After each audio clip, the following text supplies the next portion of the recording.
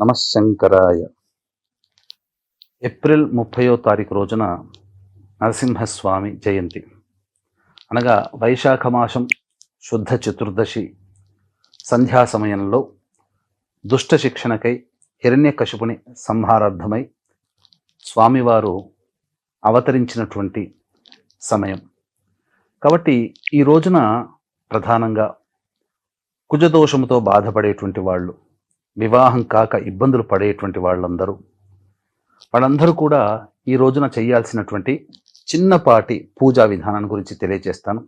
ముందుగా వీక్షించేటువంటి ప్రేక్షకులకి ప్రధానంగా మీ జాతకరీత్యా కలుగు విద్య, వివాహ, ఉద్యోగ, దాంపత్య, అనారోగ్య సమస్యల నివారణకి, అలాగే మేష, మిథున, కర్కాటక, సింహ, కన్య, వృశ్చిక, ధనస్సు, కుంభమీన రాశిలో జన్మించిన వారికి శనిదోష నివారణకై సర్వదోష నివారణ పూజలు హోమాలలో భాగంగా మే 1వ తారీఖు రోజున సాయంకాలం 6 గంటలకి సర్వదోష నివారణ పూజలు హోమాలు జరిపించి శక్తిపాతం చేసినటువంటి కరుంగలిమాల ఇవ్వడం జరుగుతుంది.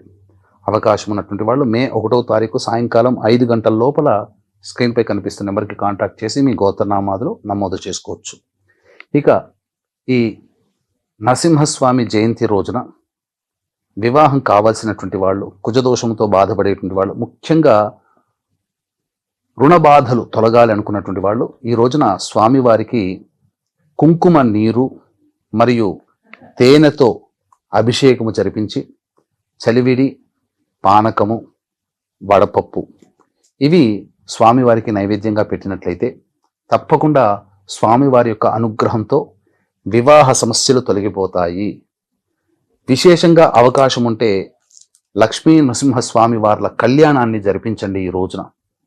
ఎందుకంటే చిత్తా నక్షత్రము, చతుర్దశి తిథి కూడా ఉంది కాబట్టి. అలాగే ప్రధానంగా లక్ష్మీ నరసింహస్వామి కరావలంబ స్తోత్రాన్ని ఒక 108 సార్లు వీలైతే మీరు పారాయణం చేయండి. లేదు ఇంకా మాకు సమయం ఉంది అనంటే ఈ రోజున ఓం వజ్రనఖాయ విద్మహే తీష్ణదంగస్ట్రాయ ధీమహి తన్నో నారసింహ ప్రచోదయాత్ అనే ఈ యొక్క గాయత్రి మంత్రాన్ని 1008 సార్లు పఠించండి. ఈరోజు ఉపవాసం ఉండే ప్రయత్నం చేయండి. తప్పకుండా ఆ స్వామి వారి యొక్క దివ్య అనుగ్రహంతో ఇప్పుడు చెప్పినటువంటి సమస్యల నుంచి సత్వరమే పరిష్కారం లభిస్తుందని చెప్పవచ్చు.